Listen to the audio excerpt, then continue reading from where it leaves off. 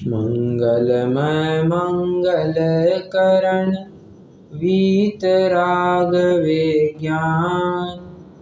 नमो ताहि जात भय अरहंतादि महान। करि मंगल करि हो महा ग्रंथ करन को काज। जात मिलै समाज सब पावे निज पद राज।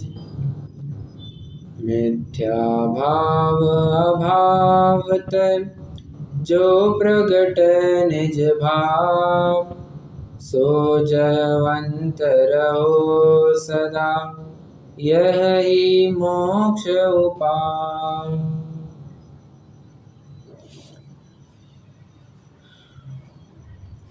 पंडित जी साहब आगे जाकर के एक उदाहरण देंगे, उसको मैं अभी बताता हूँ क्योंकि प्रकरण संगत है।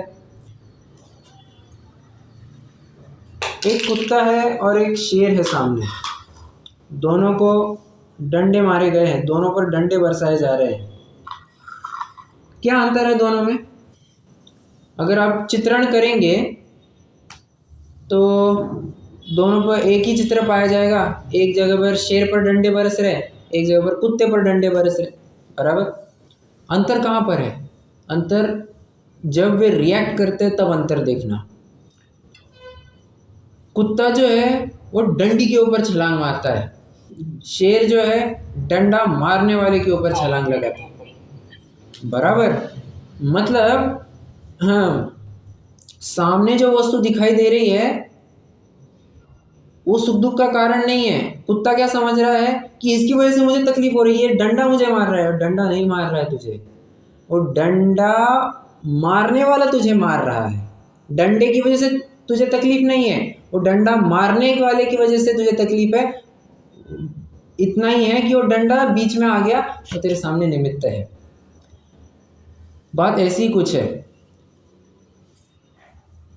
जीव के सामने नो कर्म संयोग आकर के या जितने भी मित्र शत्रु आदि है उन सब के साथ में इष्ट अनिष्ट भावनाएं होती है, और कहता है मित्र की वजह से मुझे सुख मिलता है, शत्रु की वजह से मुझे दुख मिलता है, अनिष्ट संयोगों से मुझे प्रतिकूलताएं होती है, इष्ट संयोगों से मुझे अनुकूलता मिलती है।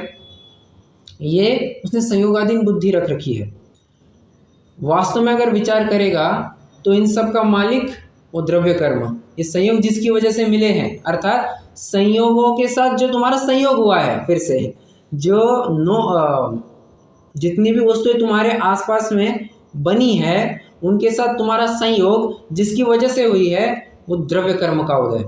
और वो द्रव्य कर्म के ऊपर तो कभी विचार करते हैं नहीं, और सामने जो वस्तु दिखाई देती है बस उसी के ऊपर फायरिंग। और वास्तविकता है भी वैसी, मतलब प्रायः ऐसा ही हुआ करता है। जो आदमी सामने होता है उसी के बारे में खराब विचार आने लगते हैं, ना कि उसके प्रति जो उसको चला रहा है। नो कर्म को चला कौन रहा है? तुम्हारा अपना बांधा हुआ द्रव्य कर्म। तो द्रव्य कर्म को जाके तो कोई पकड़, द्रव्य कर्म मैंने पहले भी कहा था वो अदृश्य है, कभी भी सामने नहीं आता है। वो नो कर्मों के माध्यम से स्वयं को प्रस्तुत करता है, और वो जानता है जीव यहाँ पर गलती करेगा। वो होता है ना परीक्षा में, एग्जामिनर जानता है कि बच्चे यहाँ पर गलती करेंगे और बच्चे वहाँ पर गलती कर जाते हैं, वो जानता है। उसी प्रकार द्रव्य कर्म ये संयोग भेजता है, और वो जानता है कि जीव यहाँ पर राग द्वेष करेगा, नवीन बंध हो जाएगा। तो सबसे पहले जरूरी है नो कर्म को छोड़ो, पकड़ो उसका मालिक द्रव्य कर्म को, द्रव्य कर्म के अभाव का विचार करो। एक बात तो सिंपल है, द्रव्य कर्म का अभाव वो तो हो जाएगा ना, द्रव्य कर्म का अभाव हो जाएगा। कैसे हो जाएगा? सिंपल है, तुम नवीन द्रव्य कर्म मत बांधो, जो अपने आप जो पहले बंधा हुआ है वो अपने आप खिर जाएगा, बराबर है। नाव में नया पानी मत आने दो, वहाँ पर डांट लगा दो, और बाकी का पानी तो तुम सविपाक निर्जला से भी खिरा दोगे और अविपाक निर्जला से भी खिरा दोगे, बराबर है। तो द्रव्य कर्म तो वैसे ही चला जाएगा। तो रोक कहाँ पर लगानी है? वो जो नवीन कर्म बंध जिसकी वजह से होता है, वो जो स्रोत है, उस स्रोत के ऊपर हमें डांट लगा देनी है, और स्रोत है हमारा अपना भाव कर्म। मतलब कुल मिलाकर के वो होता है ना मराठी में कहावत, मुझे हिंदी का कहावत याद नहीं आ रही है, काकेत कळसानी गावाला वळसा। मतलब हम पूरा नगर छान मार रहे थे कि किसकी वजह से हो रहा है, किसकी वजह से हो रहा है। हम नौ कर्मों की तरफ गए, नौ कर्म नहीं था। फिर नौ कर्मों का मालिक जो है द्रव्य कर्म के पास गए, द्रव्य कर्म के पहुंच के उसके साथ कांटेक्ट किया, समझ में आया द्रव्य कर्म भी किसी और के अधीन है। किसके अधीन है? ये भाव कर्म जीव करता है, उसी की वजह से ये द्रव्य कर्म उत्पन्न हो रहा है। तो मतलब घुमा फिरा करके जीव अपने पास ही आ जाता है और विचार करता है, ओहो ये तो मेरा ही अपराध है और मैं व्यर्थ ही अपना अपराध दूसरों के ऊपर डाल रहा था।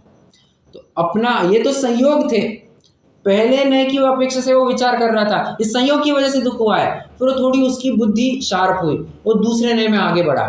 तो दूसरे में विचार किया, द्रव्य कर्म शरीर द्रव्य कर्म में दुख देते हैं, वो न तथा। फिर तीसरे नए में जाता है और वो विचार करता है कि हाँ ये जो भाव कर्म है वास्तव में ये मेरे लिए दुख के कारण है। वे भी दुख है, तुम राग द्वेष आदि करते हो, जीव के विकारी परिणाम है, उसकी वजह से तुम्हें दुख हो रहा है। तो यहाँ पर पूरा चित्रण किया जा रहा है। निगोद की चर्चा करके पंडित जी साहब ने चित्रण किया है कि भाव कलंक सुपौरा निगोद वासम न मुंचती, ये जीव निगोद से क्यों नहीं निकल पा रहा है।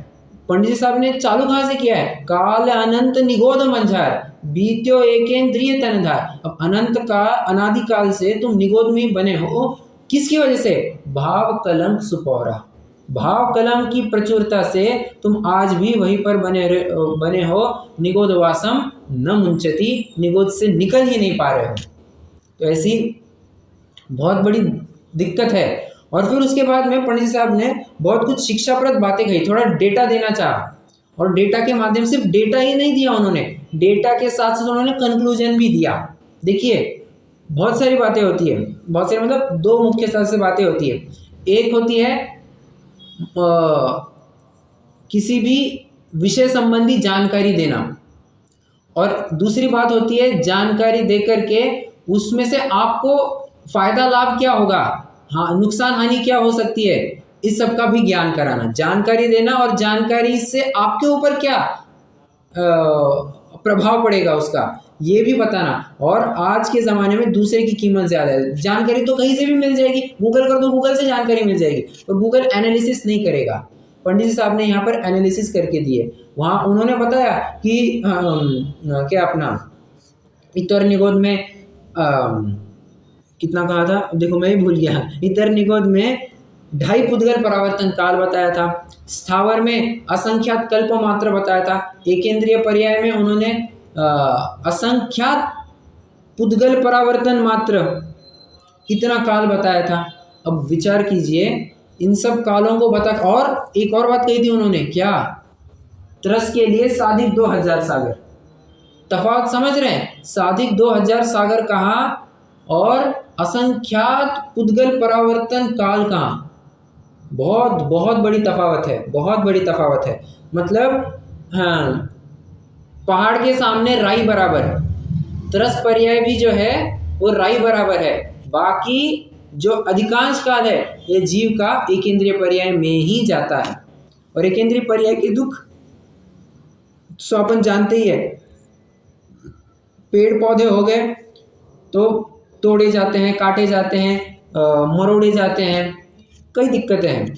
हवा होती है तो पंखाते पवन बिलोले, पंखा चालू किया, एसी चालू किया, हो गया वहाँ पर जीवों का घात हो गया। अग्नि का एक चूल्हा भी जला दिया, अग्नि का एक जीवों का घात होता है। लाइट चला दी, अग्नि का एक जीवों का घात होता है। और क्या बच गया? जल का एक तो चलता ही रहता है, खाना पीना नहाना धोना जो कुछ भी है सब जल का एक होता है। और किसी ना किसी प्रकार से कभी गंदी नाली में बह जाते हैं, कभी कहाँ चले जाते हैं, इतनी सब विडंबनाएं हैं। और कैसे तो रहना पड़ता होगा, अगर एक ही स्थान पर पानी बहुत देर से बना है तो उसमें विशेष जीवोत्पत्ति होती होगी। और दिक्कत और क्या बचा? पृथ्वी का एक तो खोदी जाती है, बराबर पृथ्वी खोदी जाती है ना, उसमें कंस्ट्रक्शन किया जाता है, बहुत कुछ किया जाता है, वो सबको अपने गाल में समा लेती है। सारे मृतक शरीर वहाँ पर पड़े रहते हैं। मतलब आप विचार कीजिए इन एक इंद्रियों की हालत कोई अच्छी नहीं है। अपन कहने को बहुत कहते हैं कि सुंदर सीनरी है, पानी है, एकदम नीला पानी है, हरा हरा आकाश कहाँ होगा, अपना क्या है, हरियाली है पूरी, और कितना सुहाना वातावरण है। ये सब हम एक इंद्रिय को देख करके वाह वाह करते हैं, उस अवस्था में जा करके देखो दुख ही दुख है। तो विचारणीय बात है। और अंत में एक शिक्षा, मैं कल के प्रकरण को थोड़ा रिवाइज कर रहा हूँ, करके कुछ नए बिंदुओं की भी चर्चा कर रहा हूँ। काकतालीय न्यायवत जानना, एक बात कह के गए, काकतालीय किसकी मतलब किसकी प्राप्ति काकतालीय न्यायवत जानना? त्रस पर्याय की प्राप्ति को काकतालीय न्यायवत जानना। कैसे? अब विचार की, अरे अभी इन्होंने प्रूफ डेटा दिया ना उन्होंने कि तुम्हारा अधिकांश काल तो एक इंद्रिय पर्याय में ही जाता है। उत्कृष्ट रूप से विचार करेंगे तो अधिकांश काल तुम्हारे एक इंद्रिय पर्याय में जाता है। और त्रस के लिए कितना कहते हैं? साधिक 2000 सागर, वो भी उत्कृष्ट काल है।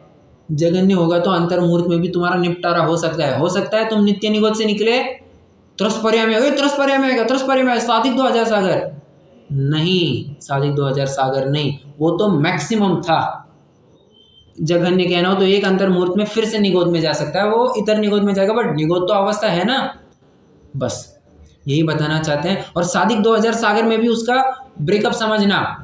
1360 सागर जाते हैं, कहाँ जाते हैं? देव में या वैमानिक में? देवों में, देव अवस्था में जाते हैं या वैमानिक अवस्था में जाते हैं?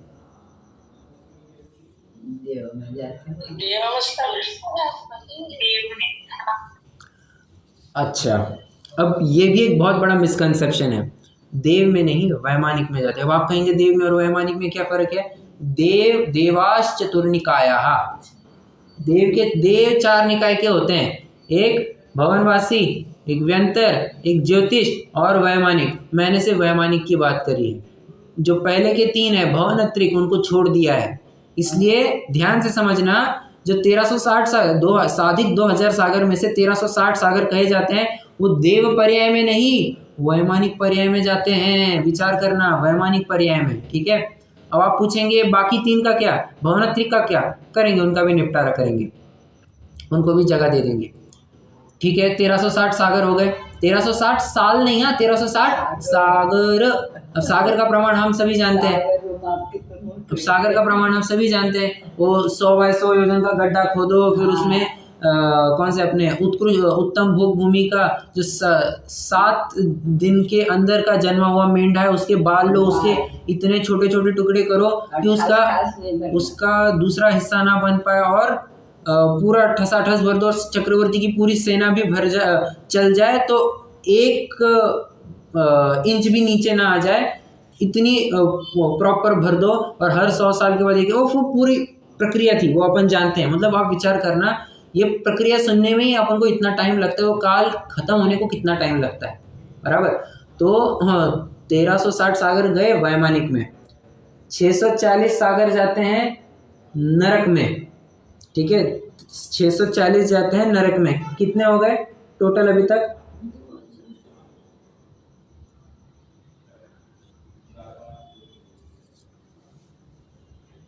तो 2000 ही हो गया पूरा। 2000 तो यहीं पे हो गए साहब।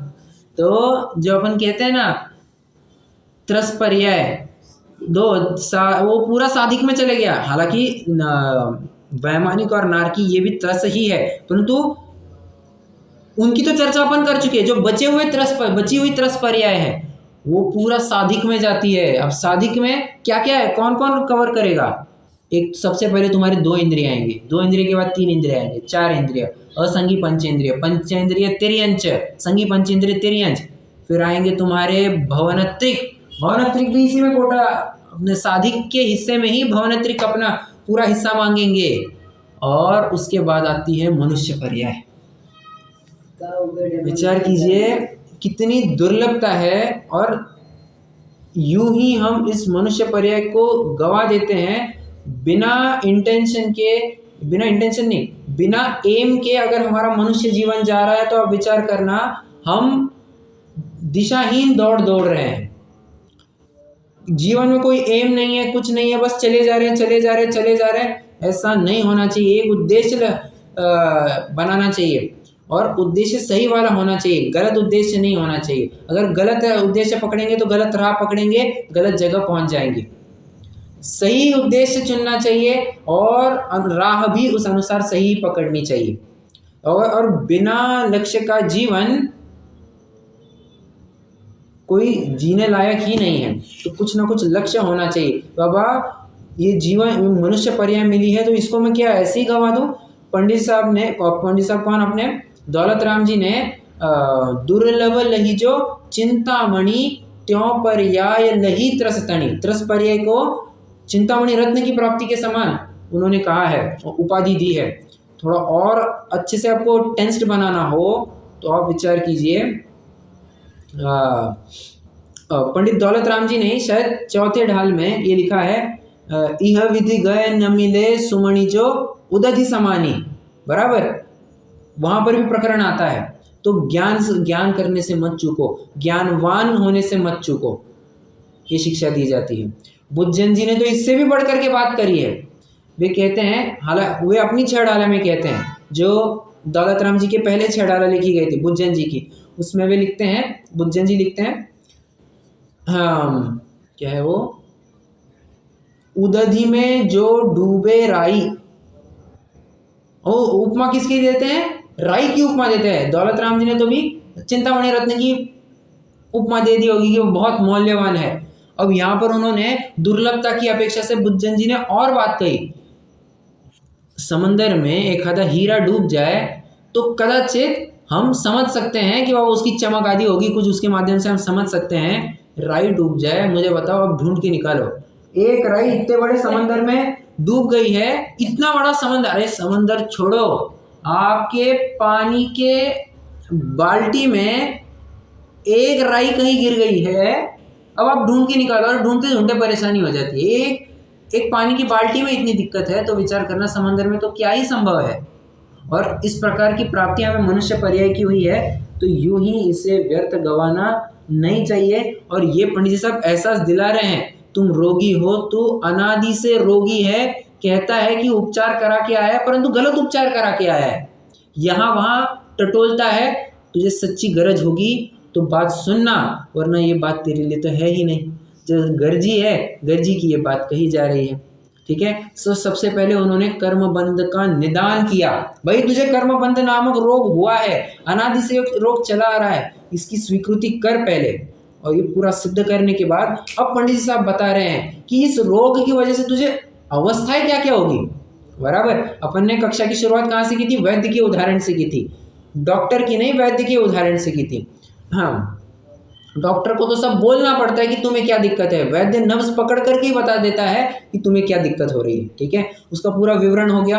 अब वैद्य बताता है तुम्हें ये दिक्कत हो रही है, अच्छा इसकी वजह से तुम्हें ये दिक्कत हो, मान के चलिए तुम्हें क्या कहना चाहिए, क्या उदाहरण ले सकते हैं, अभी कोई भी एक विशिष्ट रोग ले लीजिए जिसमें बहुत दिक्कतें होती है। क्या कहूँ मैं, मुझे उदाहरण भी मतलब रोग का नाम भी याद नहीं आ रहा है, उसके क्या क्या होता है।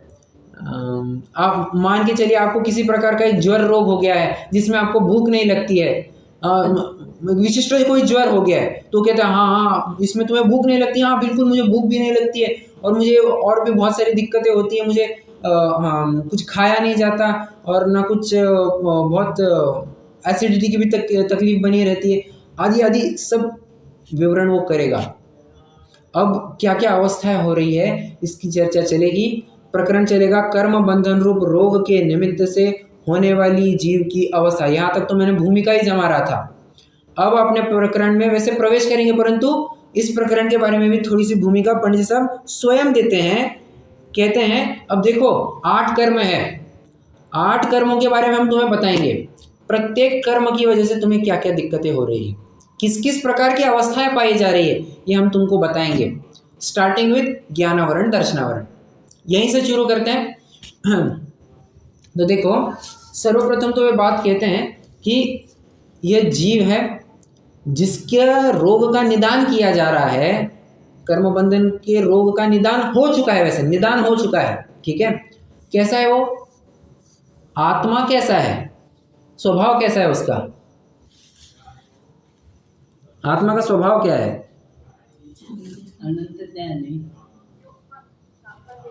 बराबर। ये यार मुझे आवाज क्यों नहीं आ रही है? जानना देखना, बराबर। अपन कहते हैं ज्ञाता दृष्टा आत्मा, बराबर, सभी उत्तर सही है। जो जानता देखता है उसे जीव कहते हैं, पाठशाला में तो यही परिभाषा पढ़ाई जाती है, ठीक है। पंडित साहब भी यही बात कहते हैं, अलग कहेंगे भी क्या अलग लक्षण बताएंगे भी क्या, बहुत दिक्कत में आ जाता है। इसलिए जानना देखना ये जीव का लक्षण बताया गया है। उसको भी थोड़ा सा पहले एक सिंप्लीफाइड टर्म में कहते हैं, जीव का स्वभाव है सो चैतन्य। देखिए, चेतना नामक गुण देखा था अपन ने, याद आ रहा है सबको? चेतना गुण कहाँ देखा था?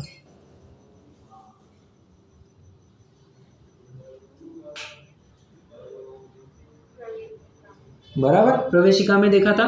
तो प्रवेशिका में चेतना गुण देखा था, चेतना गुण की चर्चा की थी, जिसमें दो भेद किए थे, एक ज्ञान चेतना, एक दर्शन चेतना। बराबर। ज्ञान चेतना का काम क्या है? पहले तो दर्शन चेतना बताइए। दर्शन चेतना का काम क्या है? सामान्य अवलोकन, निराकार प्रतिभास, कुछ भी कहिए, निराकार अवलोकन।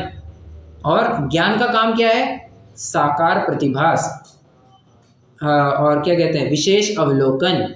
ये सब ज्ञान का काम है। ये समझ में नहीं आया, साकार प्रतिभास, निराकार प्रतिभास, सामान्य अवलोकन, विशेष अवलोकन, क्या है ये सब? सुनो, देखिए, अवलोकन, अवलोकन दोनों जगह शब्द आ रहा है। अवलोकन मतलब क्या? अब अवलोकन मतलब देखना नहीं, समझना। अवलोकन, अब देखिए, लुक इस धातु से अवलोकन बनता है, और लुक मतलब इंग्लिश वाला लुक नहीं जो आंखों से देखना है। अवलोकन मतलब ग्रहण करना। कैसे ग्रहण करना? सत्ता मात्र रूप से ग्रहण करना, उसे कहते हैं सामान्य अवलोकन। और उसके विशेष के माध्यम से उसे ग्रहण करना, उसे कहते हैं विशेष अवलोकन। ग्रहण करना मतलब यहाँ पर प्रतिभासन, अवभाषण या फिर ज्ञान दर्शन के टर्म्स में ही समझना। ग्रहण मतलब कुछ खाने के टर्म्स में मत समझना, ठीक है। ग्रहण मतलब यहाँ ज्ञान दर्शन की अपेक्षा ही समझना। या तो वो ज्ञान होगा या तो वो दर्शन होगा, डिपेंड करेगा कि किसको ग्रहण कर रहा है। अगर सत्ता मात्र को ग्रहण कर रहा है, मतलब कोई वस्तु है, वस्तु है, ये जब निर्णय किया, बहुत स्थूल उदाहरण है, जैसे हम दर्शनोपयोग को पकड़ नहीं पाते, अपन काफी बार चर्चा कर चुके हैं, ये कुछ एक समयों की बात होती है। हाँ, तो वस्तु को ग्रहण किया कि सामने कोई वस्तु है, तो वस्तु है जब ये जाना, ये हो गया दर्शनोपयोग। वो कौन सी वस्तु है? वो वस्तु मेरे सामने मोबाइल है, वो किताब है, और क्या चीज़ है, ये जब हम विशेष विशेष विचार करते हैं, ये सब ज्ञान का काम होता है। इसलिए दर्शन का नाम दे दिया सामान्य अवलोकन, ज्ञान का नाम दे दिया विशेष अवलोकन। अब ये तो इसका कार्य हो गया। अब कार्य क्या ऐसे फ्री पॉकेट में होता है क्या? कार्य तभी बनेगा जब शक्ति विद्यमान होती है। बराबर। देखिए, अगर किसी चीज को करने की शक्ति ही नहीं है तो वहां पर वो कार्य भी नहीं दिखेगा। बहुत सिंपल एग्जांपल लेता हूं। रेगिस्तान है, रेगिस्तान में, रेगिस्तान की जमीन उपजाऊ है या नहीं है?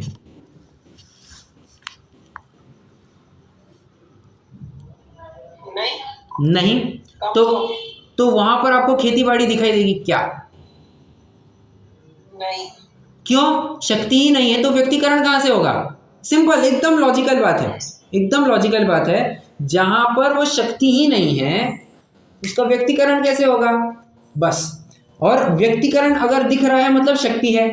बराबर। जो जानने देखने रूप क्रिया तुम कह रहे हो, डेफिनेटली उसकी शक्ति होनी चाहिए, परंतु शक्ति कैसी है? कैसे? इतनी छुटपुट शक्ति है जितना तुम जान रहे हो? नहीं। शक्ति, ध्यान में रखना, व्यक्तिकरण सभी का अलग हुआ करता है। जितने भी जीव है उन सब के ज्ञान दर्शन की व्यक्तिता अलग अलग है। जितने जीव उनकी अलग अलग व्यक्तिता, परंतु शक्ति देखेंगे तो शक्ति सभी की एक समान हुआ करती है, सेम टू सेम, कुछ भी रत्ती पाई अंतर नहीं मिलेगा। जो ही मुझ में, जो निगोद में, सो ही मुझ में, सो ही मोख मंजार। जो निगोदी की शक्ति है ना जानने देखने की, वही मेरी भी शक्ति है और वही शक्ति सिद्धों की भी है। बात इतनी है बस सिद्धों की वो शक्ति अब व्यक्तिता में भी, मतलब वो व्यक्तिकरण भी हो गया है, उसका शक्ति की व्यक्ति भी हो गई है। हमारा फर्क इतना है, हमारे में शक्ति रूप विद्यमान है, बस उसका व्यक्तिकरण नहीं हुआ है। ठीक है। और कैसी शक्ति है? सबको जानूं, सबको देखूं। ध्यान से समझना, देखूं मतलब आंखों से देखना नहीं, देखना मतलब यहाँ पर दर्शनोपयोग की बात चल रही है, दर्शन गुण की बात कही जा रही है, सत्ता मात्र का अवलोकन, सत्ता मात्र के ग्रहण की बात कही जा रही है। इसी को कहेंगे क्या कहते हैं, महासत्ता को ग्रहण करना। और ज्ञान को क्या कहेंगे? दर्शन को कहेंगे ज्ञान, महासत्ता का ग्रहण करना। ज्ञान के लिए करेक्ट, अवांतर सत्ता। अवांतर सत्ता मतलब उसके विशेष। ठीक है। देखिए, तो फिर से मैं अगर कहूं तो जीव का स्वभाव चैतन्य है। कैसा चैतन्य मतलब क्या? हम समझे नहीं। सामान्य रूप से, विशेष रूप से वस्तुओं को ग्रहण करना, ये उसका स्वभाव है। ठीक है। क्या सिर्फ कार्य रूप ही स्वभाव है? नहीं, ये कार्य दिखाई दे रहा है, वो अंदर में शक्ति विद्यमान है, परंतु कैसी शक्ति है वो? क्या सिर्फ इतनी ही शक्ति है और पूरी व्यक्तिकरण हो गया? नहीं, शक्ति बहुत है, उसकी व्यक्तिकरण बहुत कम है।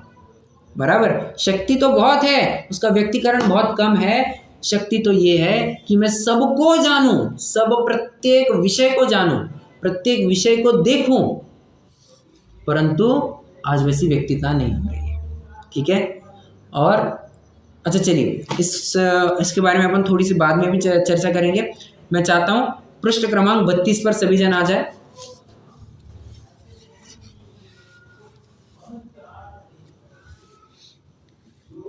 कदाचित आज की कक्षा थोड़ी सिंपल ही रहेगी, थोड़ी शॉर्ट ही रह सकती है।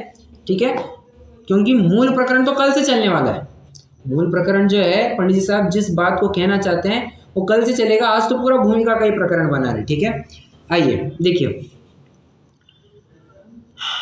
इस कर्म बंधन रूप रोग के निमित्त से जीव की कैसी अवस्था हो रही है सो कहते हैं।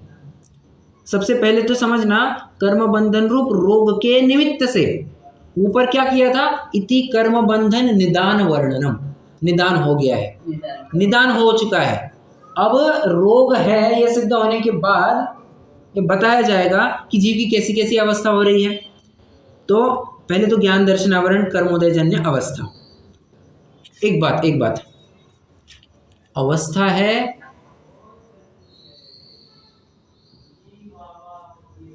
चलो मैं थोड़ा बाद में पूछता हूँ, आपको फिर बाद में समझ में आ जाएगा, पहले समझ में आ सकता है, सॉरी। प्रथम तो इस जीव का स्वभाव चैतन्य है, वह सबके सामान्य विशेष स्वरूप को प्रकाशित करने वाला है। ये बात चर्चा कर ली अपन ने। जीव का स्वभाव चैतन्य है, वह सबके सामान्य विशेष स्वरूप को प्रकाशित करने वाला है। जो उनका स्वरूप हो वैसा अपने को प्रतिभासित हो, उसी का नाम चैतन्य है। मतलब क्या? जो उनका स्वभाव हो वैसा अपने को प्रतिभासित हो, उसी का नाम चैतन्य है। क्या अर्थ है इसका?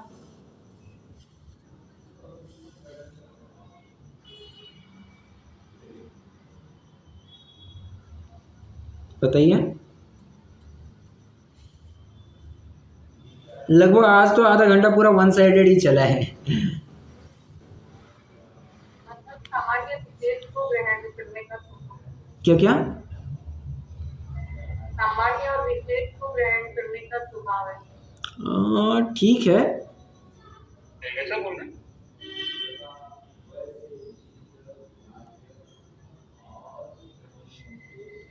देखिए, हेलो, हाँ बोलिए। मैंने जो बोला, इज इट नॉट इनफ?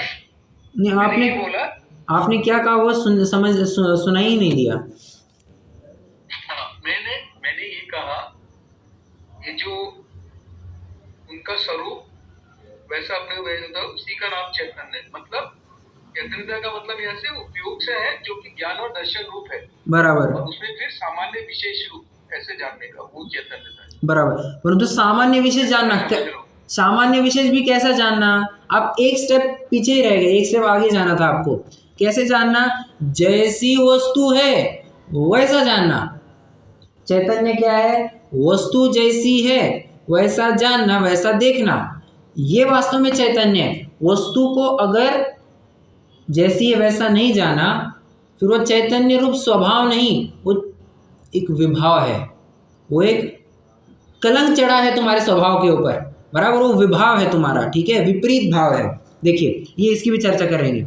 वहाँ सामान्य स्वरूप प्रतिभासित होने का नाम दर्शन है, विशेष स्वरूप प्रतिभासित होने का नाम ज्ञान है। ऐसे स्वभाव द्वारा त्रिकालवर्ती सर्वगुण पर्याय सहित सर्व पदार्थों को प्रत्यक्ष युगपत बिना किसी सहायता के देखे जाने ऐसी शक्ति आत्मा में सदा काल है। क्या कह रहे बात, बहुत सारे विशेषण प्रयोग में लाए इन्होंने। त्रिकालवर्ती, त्रिकालवर्ती कौन से पदार्थों को जानता है, काल की अपेक्षा बताओ, क्या सिर्फ अनादि की जानता है, सिर्फ क्या कहते हैं, सिर्फ भूत की जानता है, सिर्फ वर्तमान की जानता है, सिर्फ भविष्य की जानता है, तीनों कालों की जानता है। त्रिकालवर्ती, सर्वगुण पर्याय सहित सर्व पदार्थों को, सर्व पदार्थों को, सर्व पदार्थों के सर्व गुणों को और सर्व पदार्थों के सर्व गुणों के सर्व पर्यायों को सब कवर हो जाते हैं, ठीक है। प्रत्यक्ष, और कैसे जानते हैं, प्रत्यक्ष, प्रत्यक्ष मतलब अक्षम अक्षम वर्तते इति प्रत्यक्ष, न्याय का सूत्र है।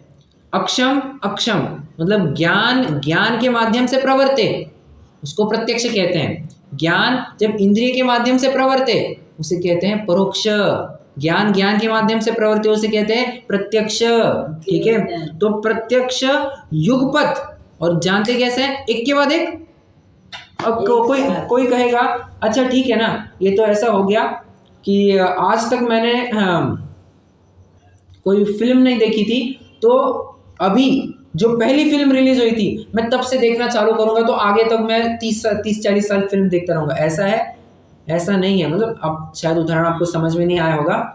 कोई ये विचार करेगा ठीक है, केवली ने शायद अनादि की आदि की कुछ जानी नहीं होगी, तो एक काम करे, जब केवल ज्ञान हो गया है तो एकदम शुरुआत हुई है, वहां से एक एक पर्याय को जानना चालू करते, वैसे ही अनंत काल अपन को टाइम पास ही करना है, तो एक एक पर्याय को जानते जाते। ऐसा नहीं, ऐसा नहीं। एक पर्याय को एक के बाद एक या किन्हीं पर्यायों को, ये सब प्रक्रिया मति श्रुति ज्ञान में होती है। यहाँ पर केवल ज्ञान की बात चल रही है। तो युगपत, और वो भी बिना किसी सहायता के देखे जाने ऐसी शक्ति आत्मा में सदा काल है। एक प्रश्न है आपको, इतनी दो पंक्तियां पढ़ने के बाद आपको 47 शक्तियों में से किन्हीं शक्तियों के नाम याद आ रहे हैं क्या, इसी से संबंधित, इन्हीं से संबंधित?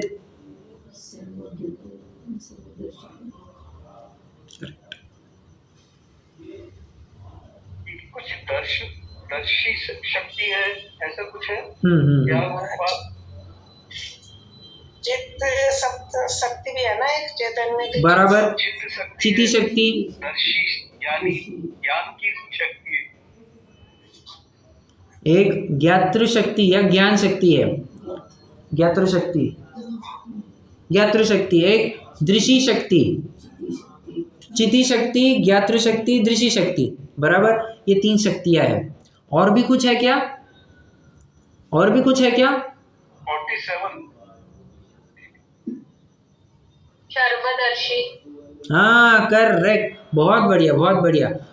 सिर्फ दृशी शक्ति नहीं कहा, दृशी शक्ति के साथ साथ सर्वदर्शी शक्ति भी कही, सिर्फ ज्ञातृ शक्ति नहीं कही, सर्वज्ञत्व शक्ति भी कही। दोनों बातें कही है, ज्ञातृ शक्ति और सर्वज्ञत्व शक्ति भी। कैसे? एक उसके कार्य की अपेक्षा बात की और एक उसके अल्टीमेट व्यक्तिता की अपेक्षा बात की। सर्वज्ञत्व, सबको जानूं, ये तेरा स्वभाव है, और जानूं ये तो प्रत्येक ज्ञान की पर्याय है, ठीक है। तो दोनों की अपेक्षा बात समझना। एक सामान्य रूप से उन्होंने कथन किया, एक विशेष रूप से उन्होंने कथन किया। जानने की शक्ति है तुम्हारे में, ठीक है, परंतु फिर ऊपर से प्रश्न उपस्थित, कितना? सर्वज्ञत्व, ऐसी शक्ति है, तुम जानने की शक्ति है माना, परंतु कैसी शक्ति? सर्वज्ञत्व शक्ति है, मतलब सबको जानो ऐसी शक्ति है। और कब है? सदाकाल है। एक क्षण भी ऐसा नहीं है कि वो पर्याय में कभी खंड आ जाता है, हमेशा बनी रहती है वो शक्ति।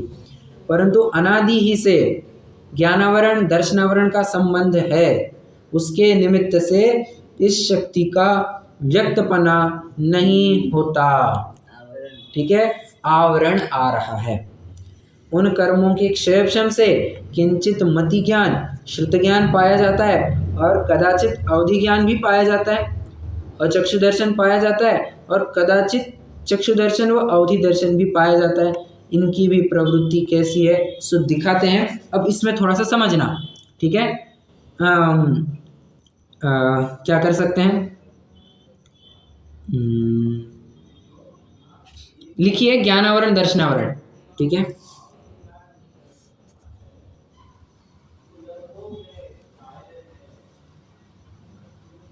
ज्ञानावरण दर्शनावरण का क्षेपण ऐसा लिखिए।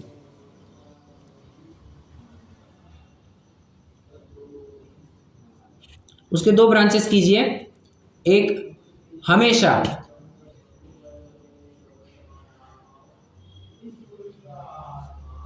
एक लिखेंगे कदाचित। दो ब्रांचेस बन गए, एक हमेशा एक कदाचित।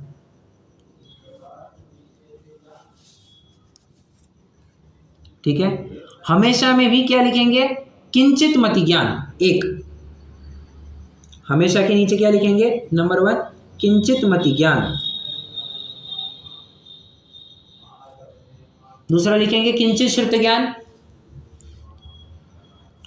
और तीसरा लिखेंगे किंचित अचक्षु दर्शन।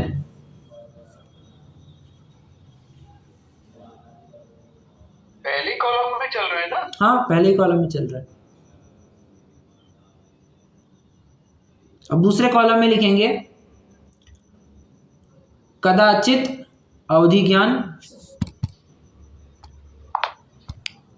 हाँ जी, कहाँ थे? तो दूसरा कॉलम भर रहे थे अपन। दूसरे कॉलम में क्या क्या डालना है? कदाचित अवधि ज्ञान। अच्छा, कदाचित तो ऊपर लिखा ही है, कदाचित तो ऊपर लिखा है तो फिर से लिखने की जरूरत नहीं। अवधि ज्ञान, चक्षु दर्शन और अवधि दर्शन। प्रश्न है, मन परे ज्ञान, केवल ज्ञान और केवल दर्शन की बात यहां पर क्यों नहीं ली? प्रश्न है, मन परे ज्ञान, केवल ज्ञान और केवल दर्शन की बात यहां पर क्यों नहीं ली? ऐसा क्या गुनाह किया कि इंक्लूड नहीं किया?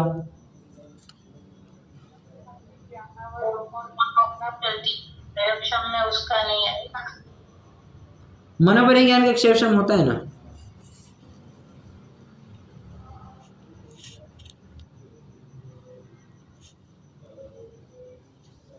क्योंकि ये तीनों भी मोक्ष मार्ग में ही पाए जाते हैं, बराबर। अवधि ज्ञान तो अमोक्ष मार्गस्थ भी पाया जाता है, अमोक्ष मार्गस्थ जीव के भी पाया जाता है। कैसे? अरे कोई देवगति में चला गया, अब देवगति में चला गया तो अवधि ज्ञान है या नहीं है? उनके तो भव प्रत्यय अवधि ज्ञान है, भव प्रत्ययो वधीर देवनारकाणाम, बराबर। उनके भव प्रत्यय अवधि ज्ञान है, अवधि ज्ञान है तो अवधि दर्शन भी पाया जाएगा। इसलिए कदाचित लिखा है, जरूरी नहीं कि तुम क्या कहना चाहिए, हाँ हर बार होगा ही। तुम देवनार की बनोगे तो तुम्हें पाया जाएगा अवधि ज्ञान, बराबर। तो ये भी बात समझना। अब चक्षु दर्शन भी कदाचित। मैं थोड़ा भी ज्वाइनिंग में थोड़ा लेट हो गया। आपने जो बोला ना किंचित मति ज्ञान, शुद्ध ज्ञान, चक्षु दर्शन, यहाँ तक मैंने नोट किया। आगे क्या बोला? कदाचित में आप ग्रंथ में से लिख सकते हैं अवधि ज्ञान, चक्षु दर्शन और अवधि दर्शन।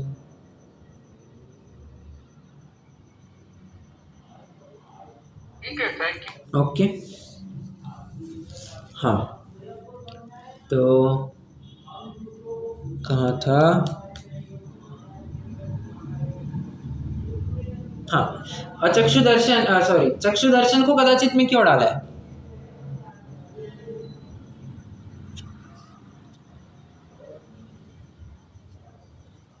अचक्षु दर्शन को कदाचित में क्यों डाला है? सॉरी, चक्षु चक्षु को कदाचित में क्यों डाला है?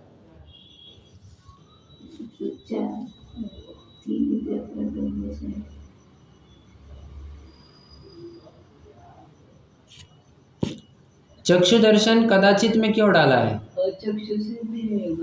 चक्षु को कदाचित में क्यों डाला है? Quite logical, quite simple. क्या दिक्कत है? कोई जवाब नहीं दे रहा है।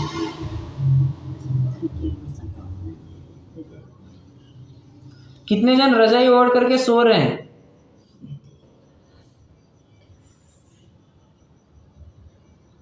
बाहर ही होंगे मेरे ख्याल से।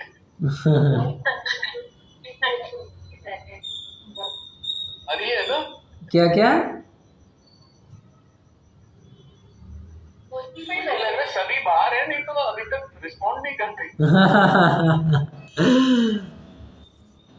अरे देखिए, कदाचित इसलिए डाला।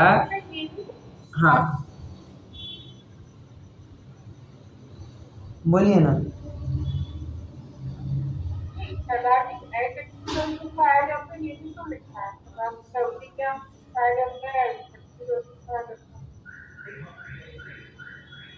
नहीं नहीं नहीं, चक्षु दर्शन को आपको किंचित में सॉरी क्या कहते हैं, हमेशा में लेना है।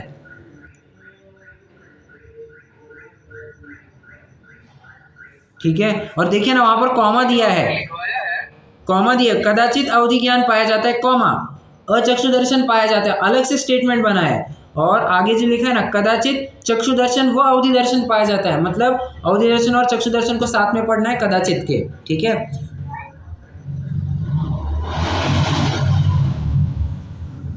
अरे सिंपल सी बात है, 3 इंद्रिय तक का जीव है, उसके चक्षु दर्शन होगा क्या? संभव ही नहीं है, इसलिए कदाचित में डाल दिया। ठीक है, अचक्षु दर्शन तो प्रत्येक के पाया जाता है, प्रत्येक जीव के पाया जाएगा। ठीक है, 12वें गुणस्थान तक। ठीक है, 13वें की तो बात ही नहीं चल रही, क्योंकि वो तो केवल ज्ञान केवल दर्शन हो गया है, तो उनके लिए तो ये प्रकरण लागू ही नहीं होगा। ये 12वें तक के जीव की बात चल रही है। ठीक है, चलिए बस आज तो यही था। अब देखिए एक प्रकरण है, एक प्रश्न पूछना चाहूंगा, ये फिर एक और दिक्कत हो जाएगी, एक और दिक्कत हो जाएगी। हाँ, मैं कल ही प्रश्न पूछूंगा। हाँ, किसी को अभी प्रश्न हो तो पूछिए। मेरा एक प्रश्न ये था, हाँ, ये जो आपने अभी डिवाइड किया ना, हमेशा और कदाचित, हाँ, तो ये हमेशा में किंचित मतलब थोड़ा बहुत, यही मतलब हुआ ना, मति ज्ञान शुद्ध ज्ञान Yes. दर्शन रहता है। यस, और कदाचित मतलब ये हो सकता है, हाँ, अवधि चक्षु चक्षु अवधि दर्शन, बराबर, कदाचित से यही मतलब निकाले ना। यस यस, करेक्ट, सही समझा आपने। अच्छा, दूसरा जो मैं कल जो मैं पूछना चाह रहा था आपसे, एक्चुअली मेरा एक कॉल आ गया था, इसलिए I could not do it. मेरा क्वेश्चन ये था कि जब हम इनको सबको एक इंद्रिय और ये सब मान रहे, स्थावर रस, वो उत्तर बचा कौन सा वाला? कुछ नहीं बचा, अब मेरा क्वेश्चन है, सब कवर हो गए। हाँ, तो फिर वो जी और अजीब कहाँ रहा? ये मेरा सवाल ये था, मतलब अभी उसमें कवर आ गए हैं जीव में, तो फिर अजीब तो बचा ही नहीं रहेगा ना। अजीव की कहाँ आयु होती है? नहीं, मेरा क्वेश्चन ये है, जब सारी चीजें जीव में आ गई हैं, हाँ, नॉट माय क्वेश्चन, सारी चीजें अपन ने क्लासिफाई कर दिया जीव में, हाँ, पेड़ पौधे पत्थर सब, हाँ, अजीब कहाँ किस क्लास में आएगा? और उनका शरीर। मेरे दिमाग में भी यही आ रहा था, क्योंकि वो जो अब पृथ्वी है ना, वो 4 तरीके से बोलते हैं ना। हाँ, बराबर, पृथ्वी जीव, पृथ्वी काय, पृथ्वी काई, बराबर। उसमें आ जाएंगे कि जो जीव रहित होंगे वो सब इसमें चले जाएंगे, ऐसा? अरे जो भी पुद्गल, अरे देखिए, जो भी वस्तु आपको दिखाई दे रही है वो सब पुद्गल है, जितनी कुछ चीजें आपको दिखाई दे रही है सब पुद्गल है। हाँ, अवश्य पुद्गल इनके भी अलावा है, परंतु जितना कुछ दिखाई देता है वो पुद्गल है ही है। पुद्गल ही है और कुछ भी नहीं है।